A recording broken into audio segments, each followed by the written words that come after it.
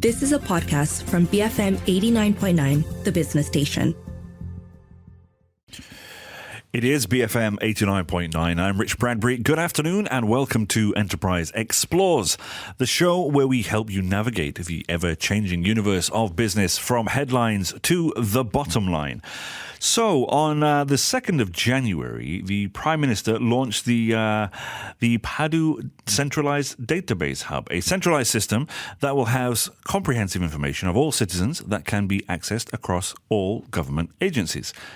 Within hours of its launch, users had reported several issues, from a faulty registration process to concerns over cybersecurity flaws. And on top of that, a post on X also said that only the IC number is needed to change the PADU login password. For a system that houses such confidential information, it leaves a lot of people wondering, what were the security measures taken in the efforts of protecting this data? Is our data really in safe hands? Inevitably, digitalization is the reality now. As businesses adopt to new technologies, cyber criminals are also evolving and developing more creative methods. Cybersecurity cannot be treated as an afterthought or a standalone consideration anymore. It should be integrated into the overall business strategy and product development, if not the first consideration of any business. Now, today on Enterprise Explores, I'm speaking once again with CF Fong, the Executive Chairman of LGMS Berhad, and Sayful Mohammad, Innovation Incubator and Marketing Coordinator, who's a subject matter expert, to discuss why it's important to take proactive measures in cybersecurity and other crucial factors before launching a digital product. If you have any thoughts, and keep them friendly, you can get us on our U-Mobile WhatsApp number at 018-789-8899. And of course, you can reach out to us on X as well. CF, welcome back to the show, my friend. Thank you, Richard. Well, it feels like I am speaking to you on a more than regular basis, and our friendship has become more seems like it. Yeah. Very, very friendly, of course. Yeah. Sayful, thank you very much for joining us today. Thank you for having me. Now, CF, let's just jump over to you first.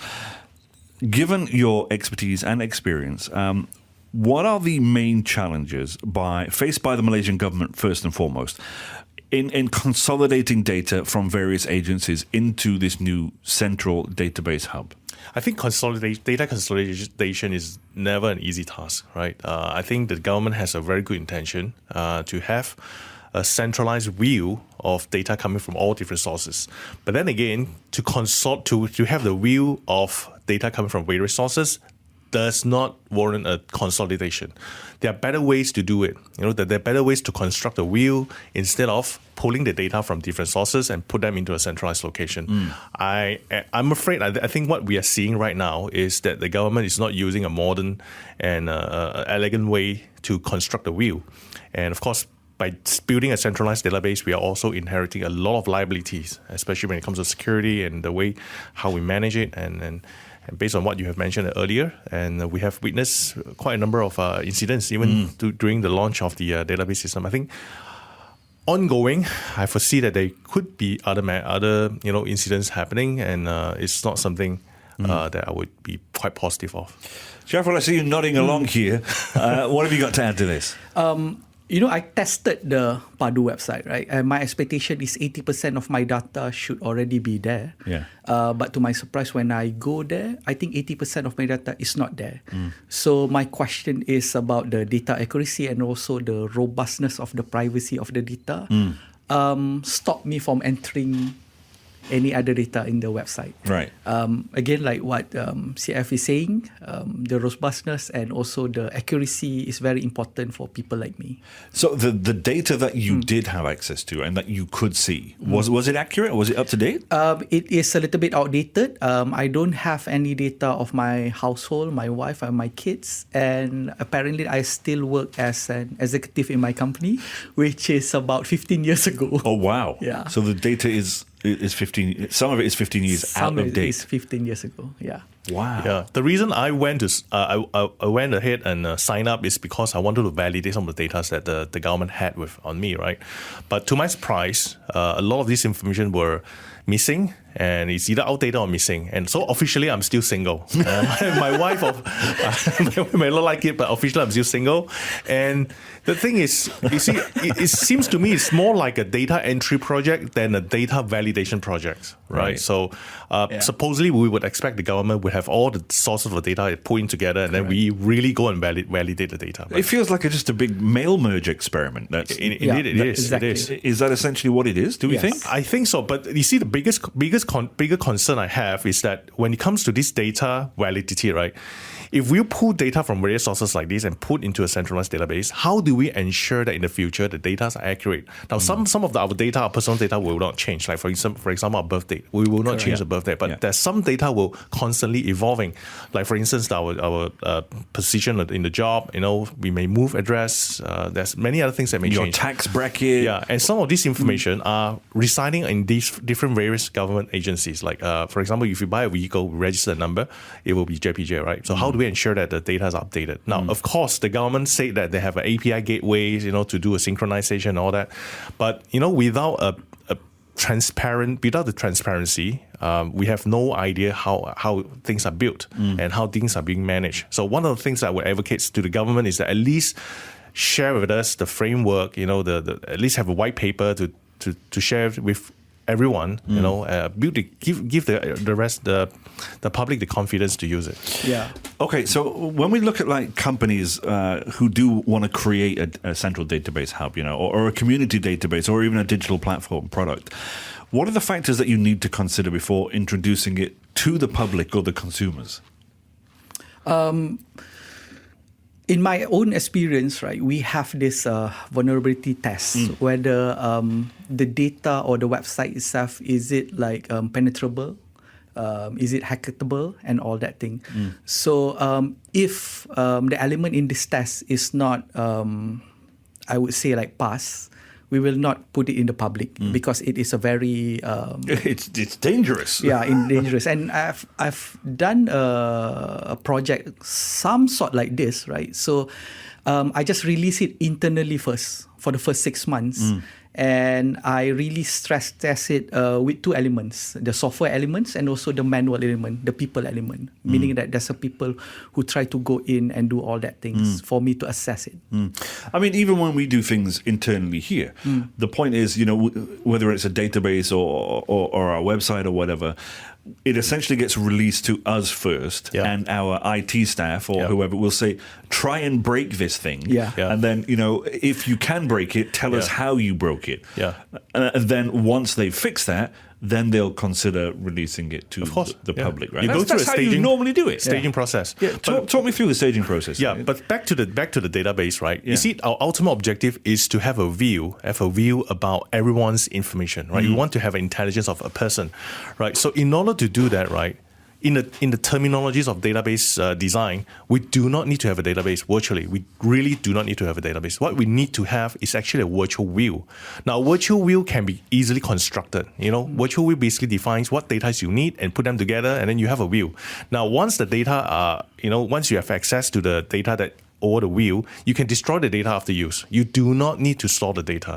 Now, this is the database 101 kind of it's a very fundamental database concept, right? For someone who knows how to manage, administer a database, they will tell you can create virtual tables, you can create virtual views.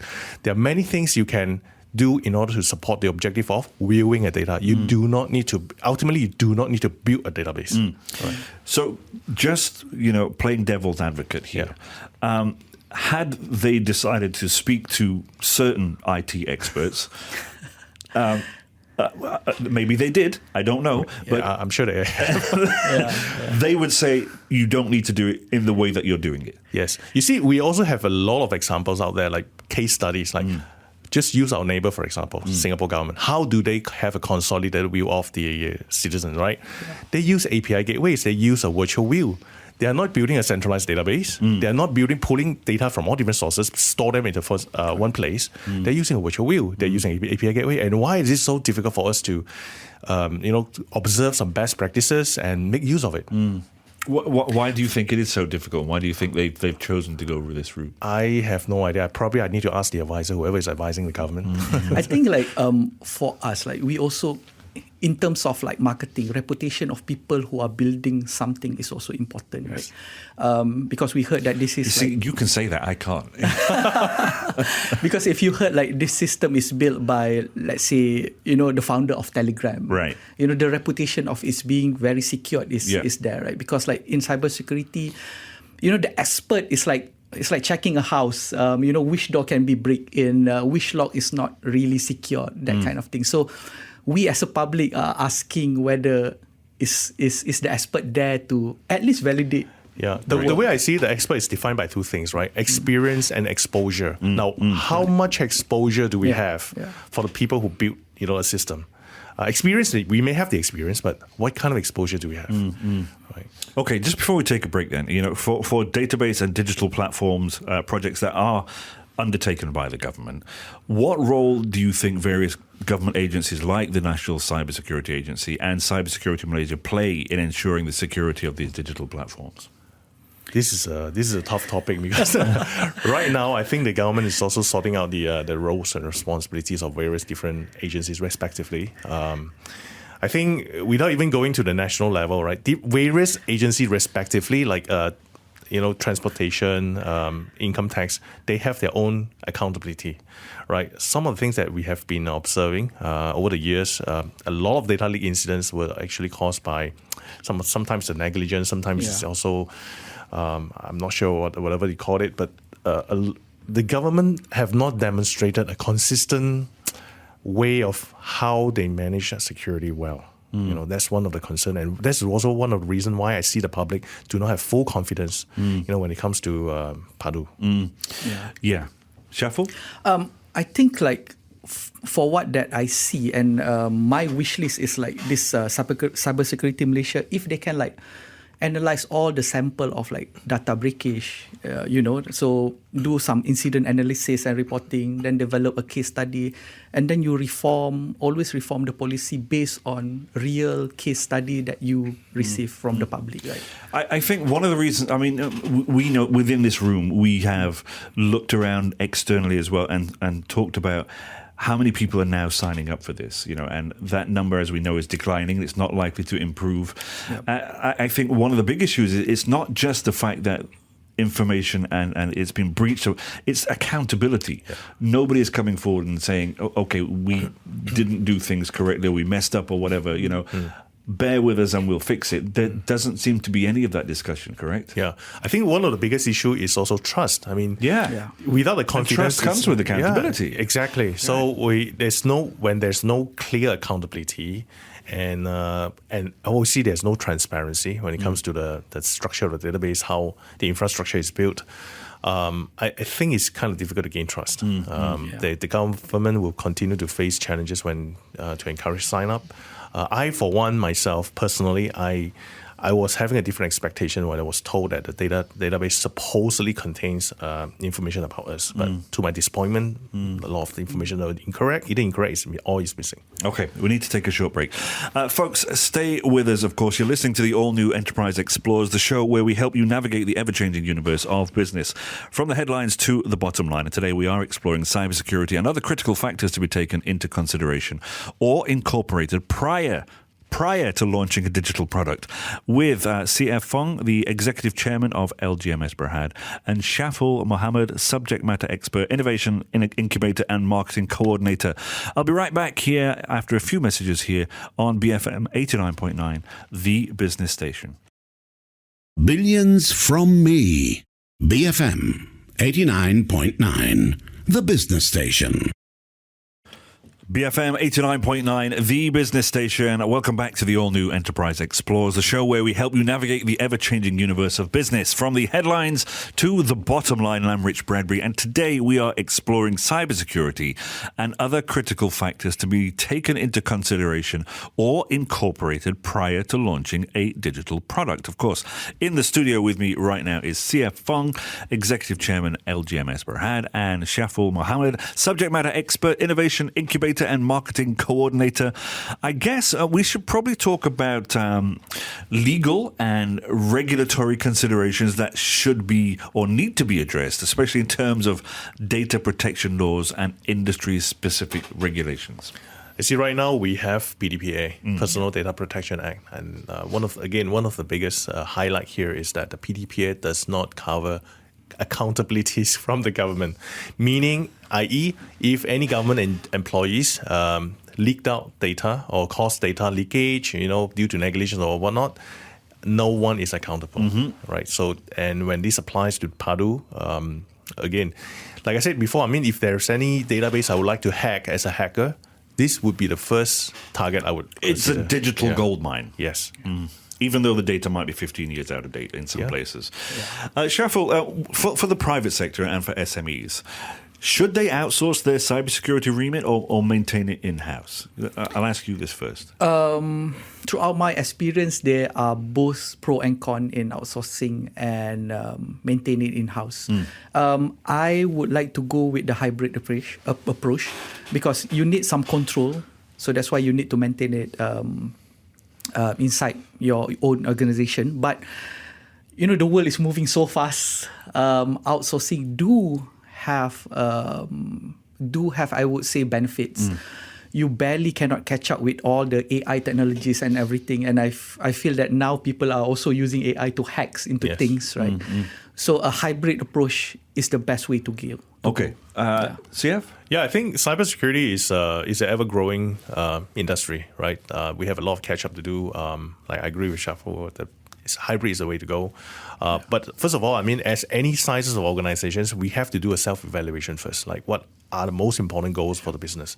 Do we, have a lot of dependencies on digitalizations, or do we still using conventional way? So we have to do a self-assessment first. There's no one fixed answer for everyone. But as an overall, I think hybrid should be considered, hybrid approach. Oh, okay. Let's just get a little bit hypothetical, for example. Me and you have spoken about this many times in terms of how and what ways a database or a digital platform could be vulnerable to cyber attacks. What are the various potential cybersecurity risks? You see, cyber risks come from various layers. Like, from one of the most fundamental point of view when it comes to cybersecurity is that cybersecurity should be considered at the design phase, right? The way how we design the systems, the way how we design the workflow for our users to use the systems. Cybersecurity even started at the point of design, and from design, then we're starting to implement. We do our codings and maintenance checking. So each layers of the software development or platform development has to incorporate cybersecurity. So it should be incorporated into each and every layers. Now, by the time we have a completed system, and if we follow best practices of incorporating cybersecurity in different layers, theoretically, we should have a very secure systems. Now, what we have observed, back to the topic, PADU, is that even from a workflow perspective, there are quite a number of vulnerabilities already. So that's Give me a couple. Yeah, like for instance, some of the Spill the beans, CF. Come on. Now, some of the, for example, I took over my wife's account. She couldn't log in anymore, right? And we have seen. I'm sure she's very happy about that. Yeah. The wife that you don't have because she's single, right? Yeah, I'm single. Yeah, you're right. So, and some bloggers identify vulnerabilities where you can take over another person's, change their password by just having an IC number. And a lot of these vulnerabilities are very fundamental, right? If you go through a proper security assessment, security posture assessment, a lot of these vulnerabilities could have easily been identified. Now, that also tells us something. Now, from a technical perspective, right, the system did not go through a secure design process, right? Because if you go through a secure design process, you would have anticipated how user would be using a system, the normal user behavior, and any behavior that deviates from a normal behavior, right? You would have anticipated that already, and it wouldn't happen at the later stage of the product, right? So it tells us a lot of things. From a technical standpoint, it tells us a lot of things about the system which is quite vulnerable. Sayful, what do you have to add to that? Yeah, for us, in every basic project, we have to have risk assessment, right? For any digital project, we encourage our staff to think and adopt the culture of ethical hacking, meaning that you have to have fun in hacking the system, so that we can build a powerful risk assessment. So, like CFC, I don't know whether they have at least a basic risk assessment. I'm sure they have officially. So, is it like the parameters? the way they are doing the risk assessment, or even the standard of the risk assessment itself. Would something as simple as multi-factor authentication have made this different? Yes, multi-factor authentication. I mean, that seems to be something fairly basic. Yes. Yeah. Multi-factor authentication is very important to ensure that access are controlled, right? But if you look at the entire system right now, it is a giant elephant, but access control is just one part of it, right? There's a lot of other factors to ensure the security of the entire system. So access control is just one small part of it. And I think right now, because I've just logged in the system several times, I'm not sure whether they've done any improvement, and I have no plans to continue to use the system, by the way. But I'm not sure whether access control has been improved. But it is a critical part today. Any modern systems today without without multi-factor authentications are considered risky. Some system even have like continuous assessment. You go to this page, you have to do some assessment because the data is quite important and quite extensive. I was not comfortable when I go in because the assessment is like on the first page, and then going on, you just continue to key in your data without any extra authentication. So, if and I don't know how to word this, if there was accountability for this, and somebody put their hand up and said, "Okay, whatever, we fix these issues. Please trust us." Would you consider going back? No, at all. I mean, for me personally, I'm looking at the legal framework right now, right? Yeah. If you look at Malaysia right now, we do not have a very solid legal framework that address accountability of whether it's a public or private sector. I mean, public sector is the area that I'm most concerned with.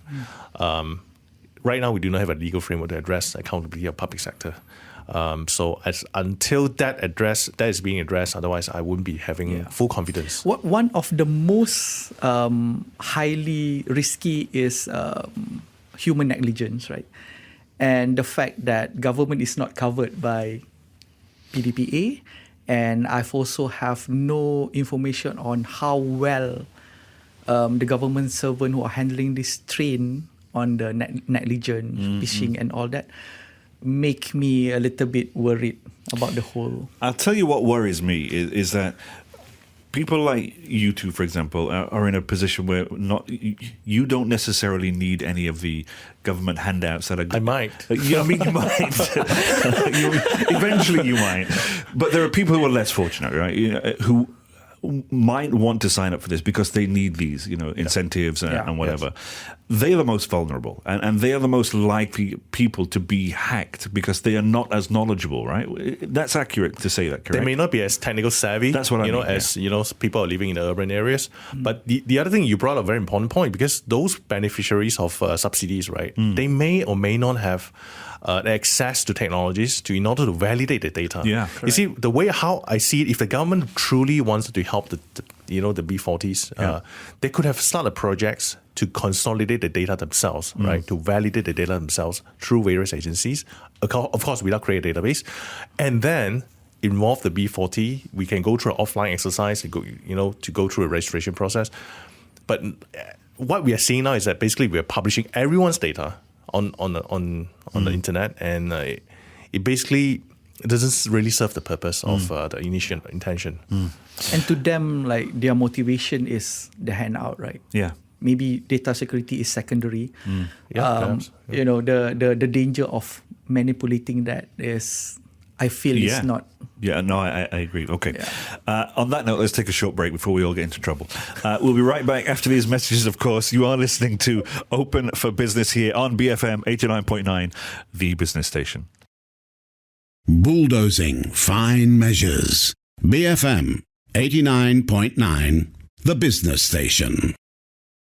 BFM 89.9, the business station. Welcome back. That was the Ravenettes with Heart of Stone. I'm Rich Bradbury. Of course, this is Open for Business. This is the all-new Enterprise Explores, the show where we help you navigate the ever-changing universe of business from the headlines to the bottom line. Now, things are changing so quickly, of course, I can't even remember the name of the show that I'm on. It's been a busy day so far.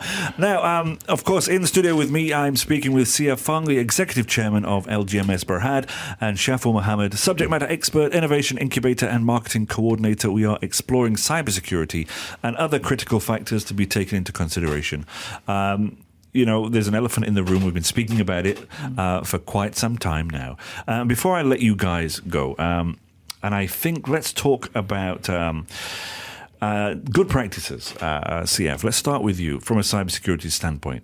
Good practices deployed by larger organizations and that maybe SMEs should start to emulate. Yeah, the best practices should start from the beginning, right? When we study the user's requirements, from user's requirements going to design, and the way how we design the systems, the platform, should also incorporate the cybersecurity elements into it, right? Yeah. So from design, coding, implementation, every phases, there are various types of different tests to apply to various phases during design phase, coding phase, and implementations, whether the systems are implemented correctly or not, whether the system are configured correctly or not. So different layers, different security measures. So in essence, basically, security should be incorporated in every layers.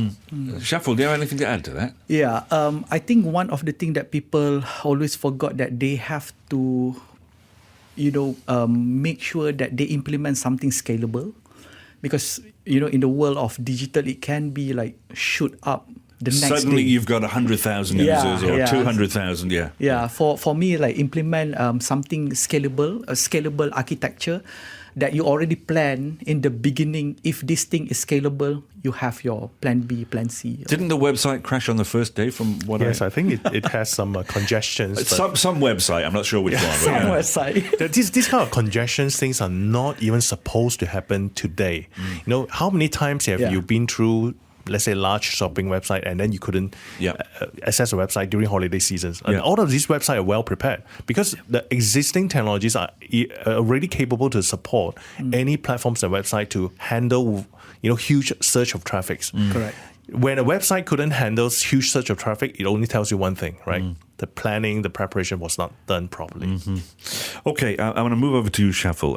In terms of digital product innovation and design, for example, what are the factors that should be taken into consideration from a user design, technical innovation to cybersecurity perspective? And what factors should be considered in the design and user interface, for example, that cater to the target audience's needs and their preferences?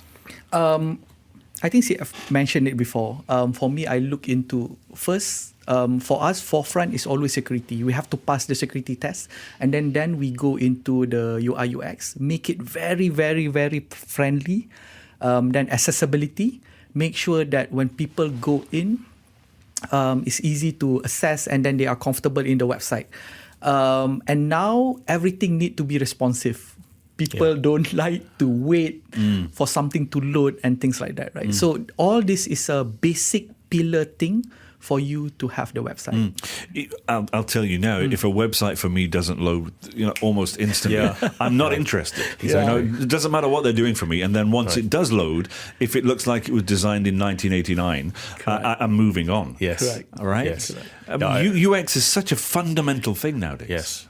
Yeah, our attention span is getting shorter and shorter, right? Yes. Yeah.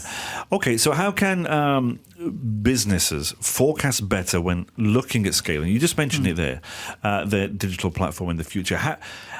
How do they kind of predict? Is there a way to be able to do that? I don't think you can predict, but nowadays the design can be very dynamic, right? Yes. Which like the technology is already catered for dynamic allocation of scalability. Right. So they already prepared for that. It depends on, do you want to pay or not? Right. Yeah. I see. So they could move it into the cloud, for example, and that would help you much. That's the keyword, cloud. Cloud is considered a breakthrough when it comes to business technologies because you can scale up anytime. And it's scale off-prem, and you can do it. You can turn it on or off. Yes. Right? Yeah. They can already forecast it in any demand of change. Yeah. You can do a much easier forecast because if you are using on a cloud platform, right, a lot of it, based on the traffic, you can do some anticipations and then you can instantly scale up or even scale down if you need. Right. Final question then. I think I already know the answer to this, but I might as well ask it. For companies that are planning to launch digital products, when should they involve the tech team and how can they work better together? Because often, there are people with the ideas and then there are people who have to implement those ideas. Yep. And maybe those discussions don't always meet perfectly in the middle. How do you help that conversation? I think when it comes to involvement, the tech team, I presume the tech teams consist of people like doing the codings and people who are doing the UI designs, right? The user interface design. So it should start from the beginning, right? Get things right at the first place, and then the rest are easy. I think the basic is tech, marketing team, and user interface team. But some of my project, I have this what I call a shadow team. People that I like the sound of that. Yeah. So people are individuals that are non-tech based, and they also give input, because we don't want the marketing or the user interface and also the tech team to go into this tunnel without knowing their customer. Yeah. So effectively, I guess it would be a good use case for that would be somebody who might be a little older, perhaps, somebody who's not quite so tech savvy, somebody who doesn't use the internet so much, or maybe even their smart device. So somebody like my mum would be ideal. So your mum can be in the shadow tactical team. Great idea. Okay, gentlemen, thank you very much for coming on today and being so brave and so honest and talking about this, because it's an elephant in the room that we seem to be constantly talking about, and yet nothing seems to change.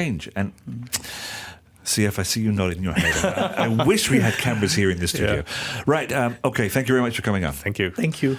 Now, folks, of course, you have been listening to the all-new Enterprise Explores, the show where we help you navigate the ever-changing universe of business from the headlines to the bottom line. We have, of course, been covering a whole bunch of different things. But, of course, today's topic was cybersecurity and other critical factors that should be taken into consideration or incorporated prior to launching a digital product. If you missed any part of this show, don't forget you can download the podcast wherever you normally get it from. I recommend using the BFM app. That's available via the Apple App Store or Google Play. Don't go anywhere, though, because coming up after the 1 o'clock news, of course, it is the Breakfast Grill replay. Involved in enterprise data management, Veritas Technologies may not be a familiar name, but has 91% of the Fortune 100 companies on their client roster. Country Director Sandy Wu shares the importance of data security and how they differentiate themselves from the big players like Amazon and Microsoft. That's all coming up after the 1 o'clock news. My name is Rich Bradbury. I'll be back same time, same place tomorrow here at noon on BFM 89.9, the business station. You have been listening to a podcast from BFM 89.9, the business station. For more stories of the same kind, download the BFM app.